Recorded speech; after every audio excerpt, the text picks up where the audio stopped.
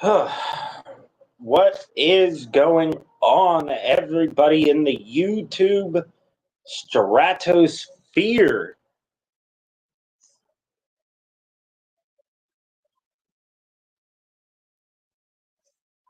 Hopefully, everybody is having a fantastical Tuesday. I almost forgot what day it is.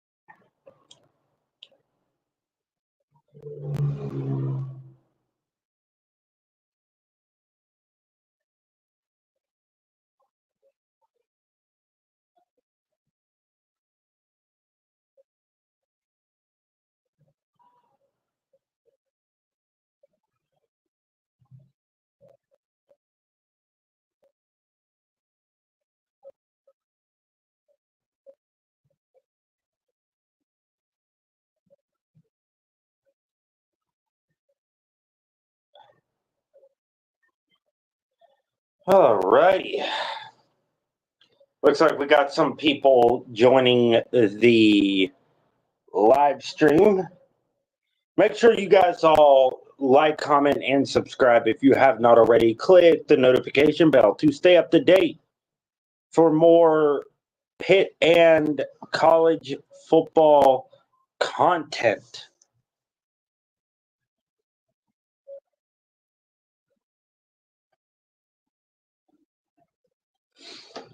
With that being said, ladies and gentlemen, gonna start my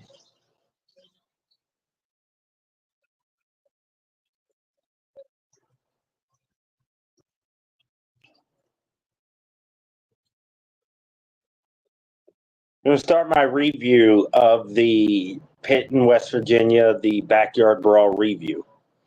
So as you can see scrolling at the bottom of the screen, the score of that game: Pitt 38, West Virginia 34.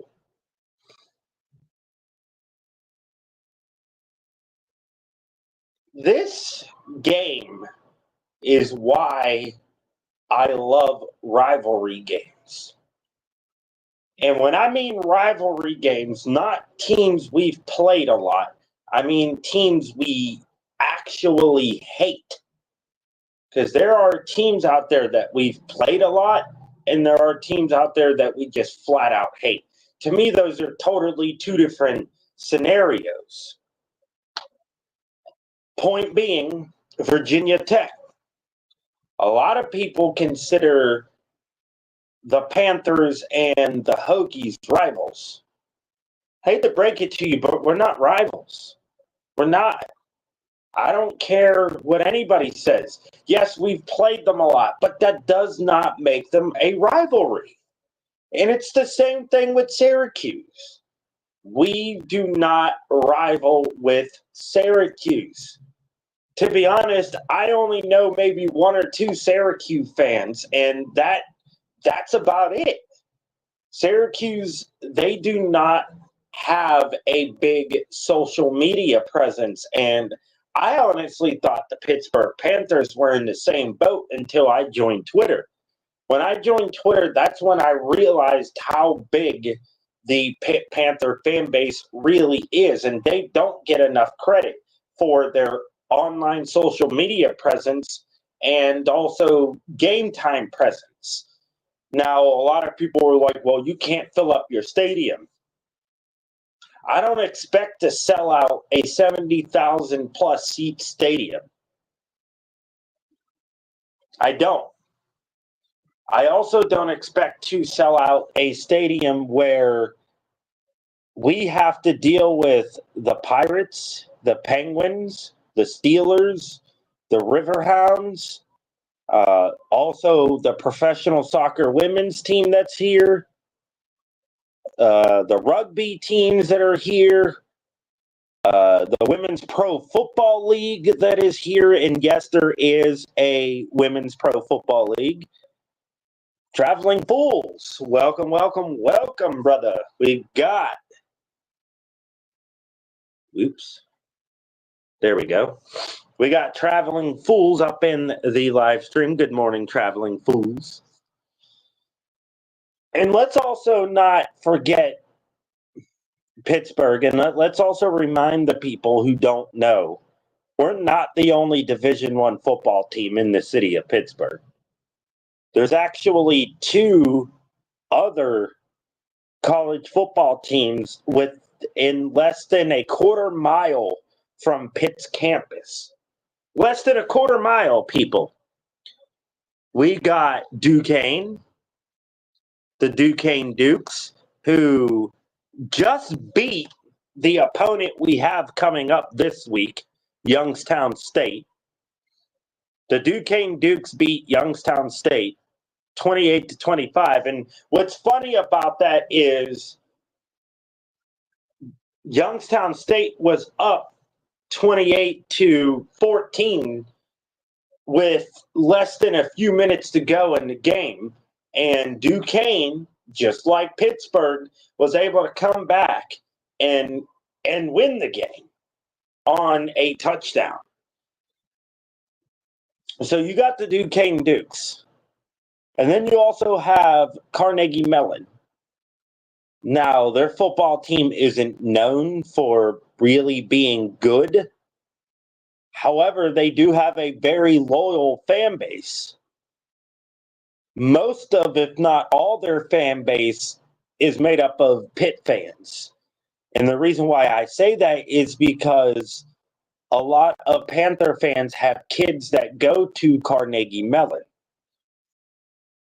So in all actuality, Carnegie Mellon fans are Pitt fans. Now, the Duquesne Dukes, they're a completely different story. The Duquesne Dukes, they have their own fan base. They're not a part of our fan base. They don't have any allegiance towards the University of Pittsburgh. Duquesne is its own entity. Excuse me. They do have their own stadium, which is something we can't say, but their stadium can only hold about 1,500 people. And I have been to a game inside the Duquesne Duke Stadium. I can't remember the name of it, but they played Iona, and they won that game pretty convincingly. I think I was like 15 when it happened.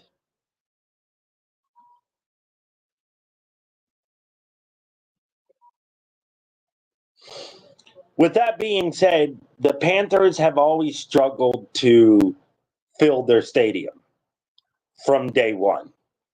And it doesn't help that we're in a city with a bunch of professional football teams. Or I shouldn't say a bunch of professional football teams. It does not help that we are in a city with a bunch of sports teams, period. Pittsburgh is one of, in my opinion, the top 5 cities when it comes to sports. And I'm not just talking about success on the field. I'm talking about the fan bases off the field. And that's just how it is.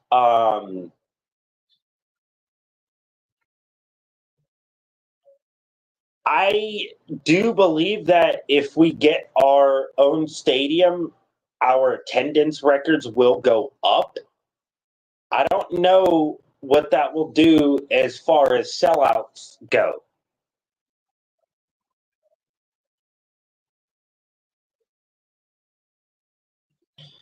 Well, Traveling Fools, not really to me.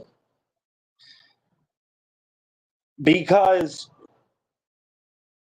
we had a problem filling our own stadium before. And yeah, that does suck. However, it's not like we're the only sports team in the city of Pittsburgh. It's not like West Virginia, where all they have is West Virginia University. And it's not like Penn State, because all Penn State has is Penn State. There's nothing else to do in Penn State when college football season is over. I used to work up in State College for a company called Nittany Oil.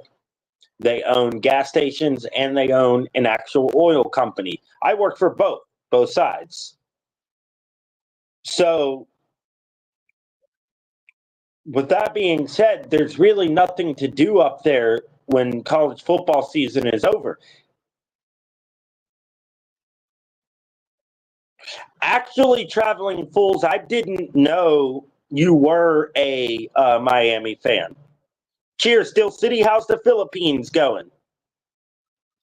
I honestly had no idea that you were a Miami fan. I didn't know who you rooted for this whole entire time. The 3 years that I've known you, or 4 years, I never knew who or what fan base you were a part of.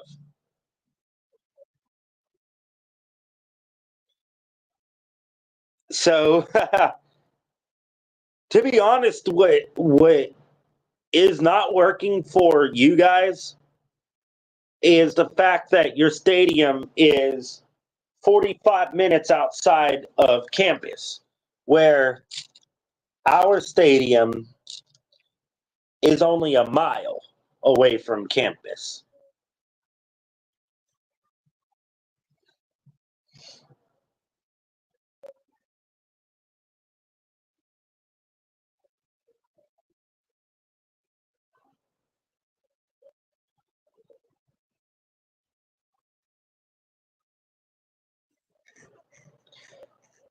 So I can understand, Traveling Fools, why you guys can't pack your stadium. To me, you guys have a legit excuse on why you can't pack your stadium.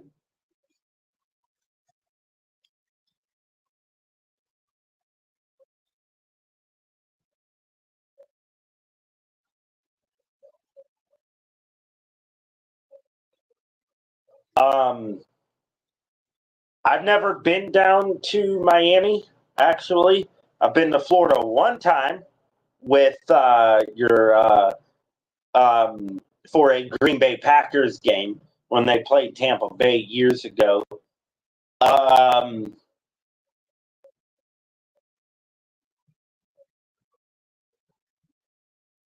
but yeah, that's about it. I did see the Pitt and Miami game the last time we played.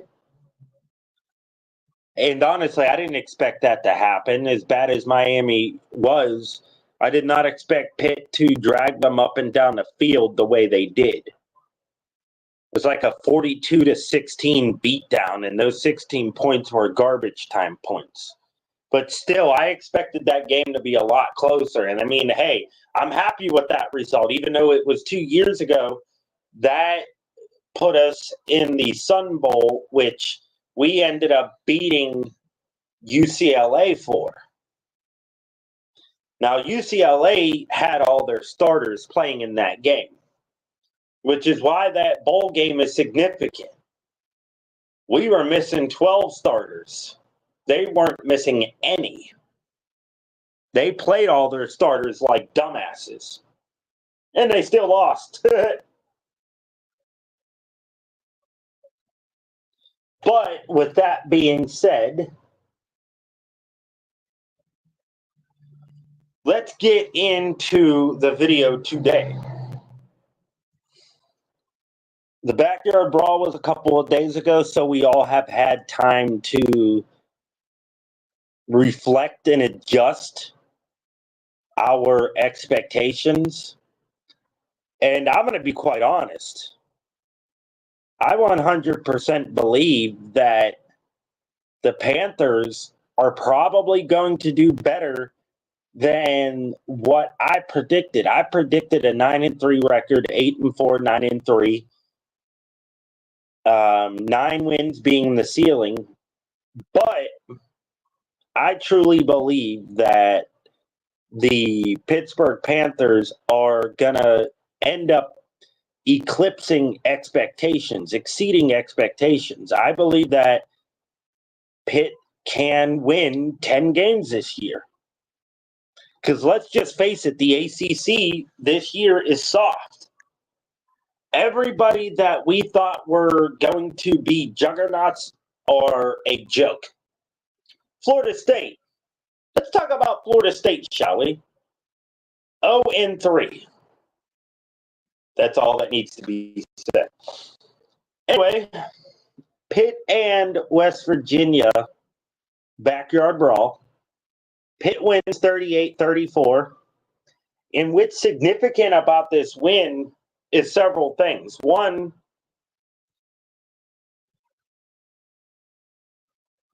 okay, what the hell's going on?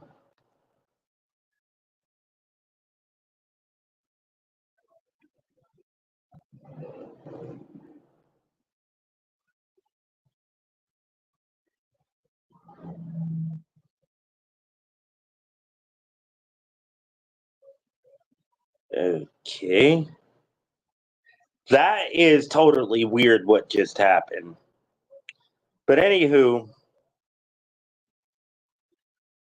West Virginia led this game with less than 4 minutes to go, and they were up by 10 points. Less than 4 minutes to go, and they were up by 10 points. And let me tell you why exactly this is significant. This is the second week in a row Pitt has overcame a fourth quarter deficit to win, to be victorious. Not last week, technically. The week prior, Pitt overcame a 21-point deficit in the fourth quarter to beat Cincinnati 28-27. I don't give a damn if it was 1 point, a half a point, 2 points, 3 points. We were down 3 scores, and we were able to beat them within 15 minutes. And then fast forward to the backyard brawl. West Virginia, like I said, led this game by 10 points with less than 4 minutes to go. Now, what ended up happening is a bad holding call against West Virginia backed them up, and West Virginia was just not able to overcome second in God knows how long. Which is funny because Pitt, second in 23, scored a touchdown. Second and 23, scored a touchdown. So if we were able to do it, West Virginia, by their logic, should be able to do that. Because their fans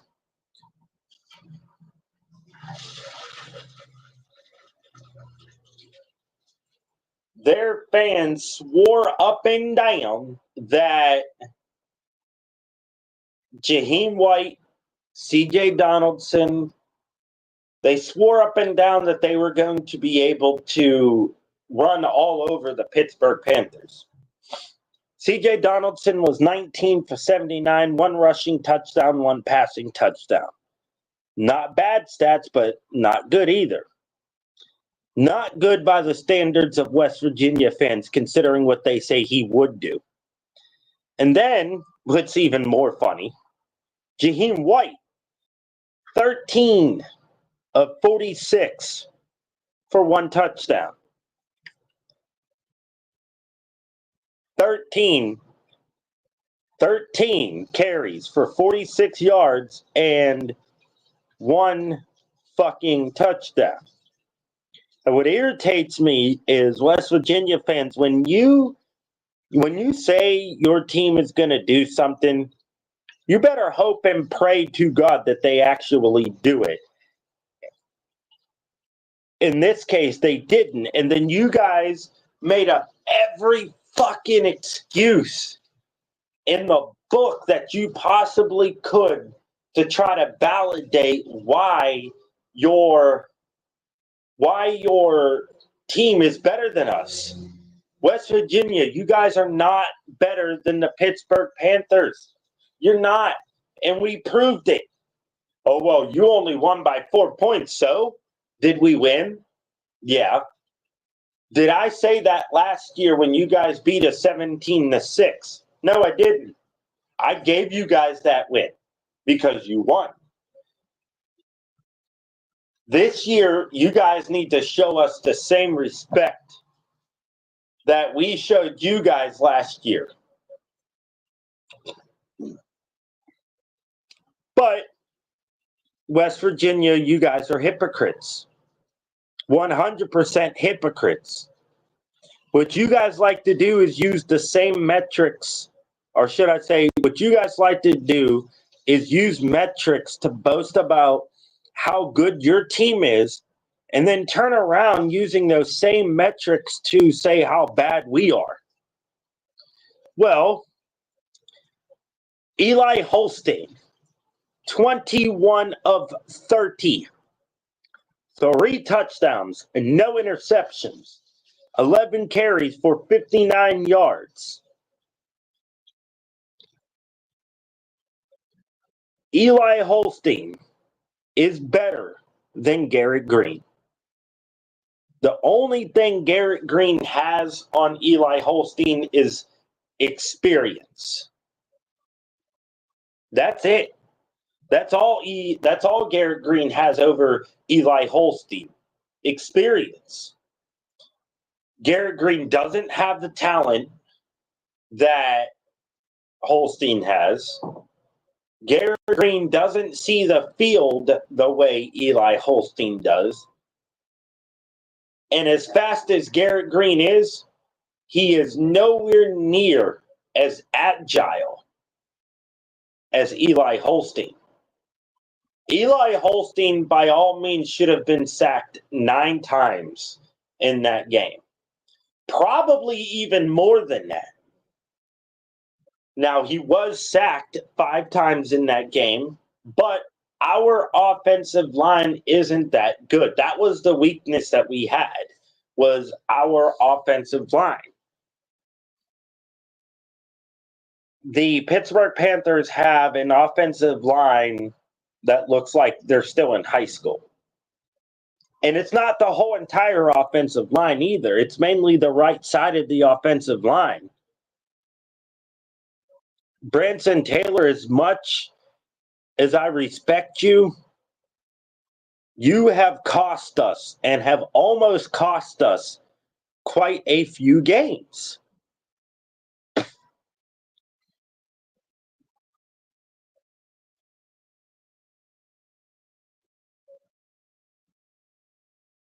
You nearly suffered a heart attack for that game. Hey, look, we all did, Sulo.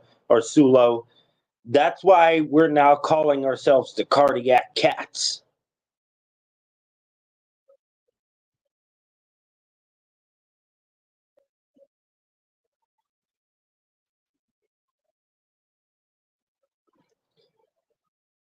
But back to the subject at hand.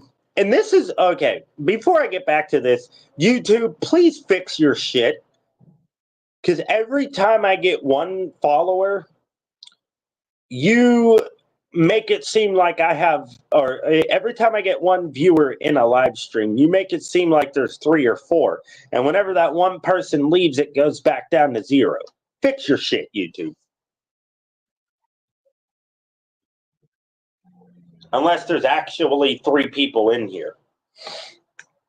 With that being said, Kenny Johnson for Pitt was 5 for 79.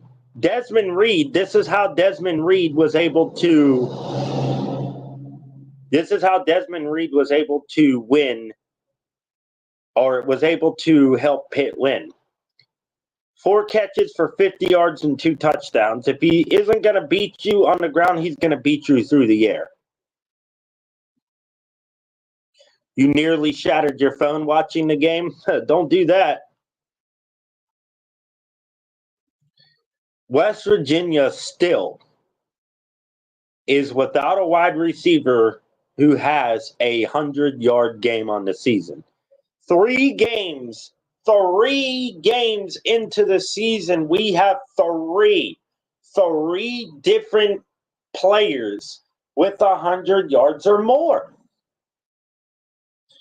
Also within 3 games, Eli Holstein has done something Garrett Green wishes he could do besides play good football. Eli Holstein has passed for 300 yards in each game so far this season. Why am I getting tired all of a sudden? It's fucking irritating. Garrett Green has one 300-yard game.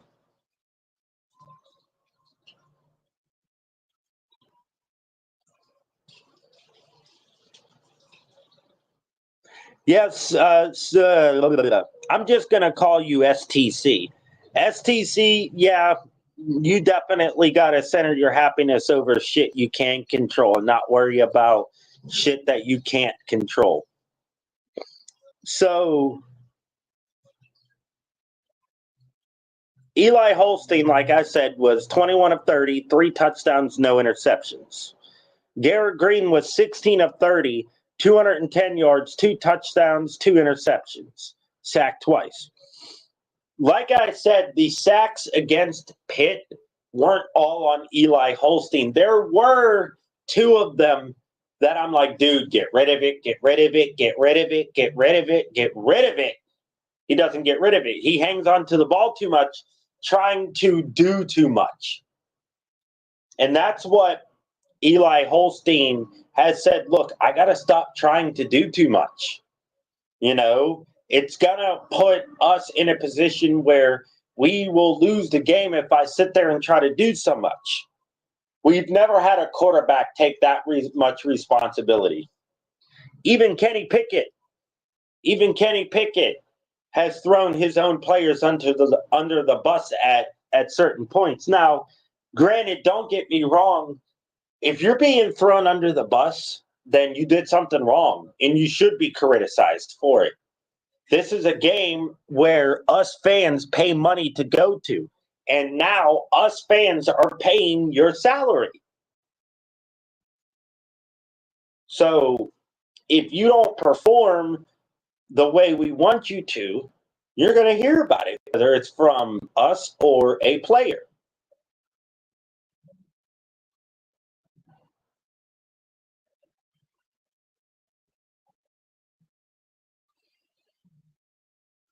The child, we're going to get into that tomorrow.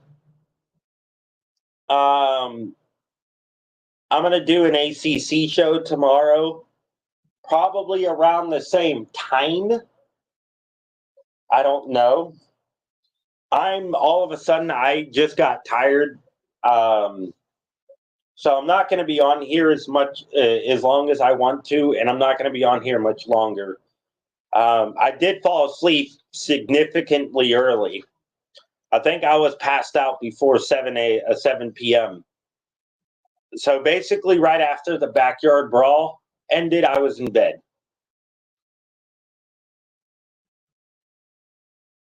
Oh, you have class tomorrow? Oh, that sucks. That's gay. Nerd.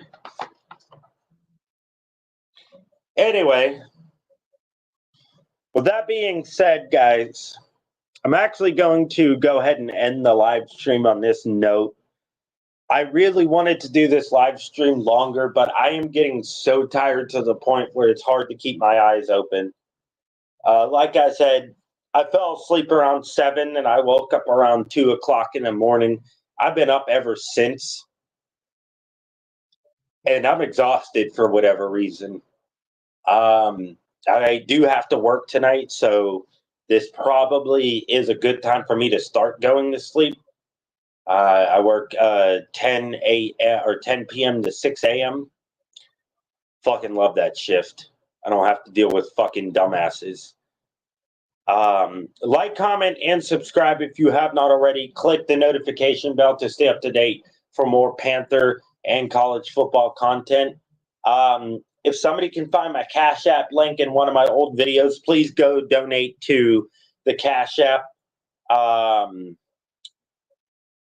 It's KJMac8915. That's the Cash App link. And I will shout out everybody who donates to Cash App in the next video. Let's go Pitt. Let's go Pitt. Let's go Pitt. I'll see you guys later.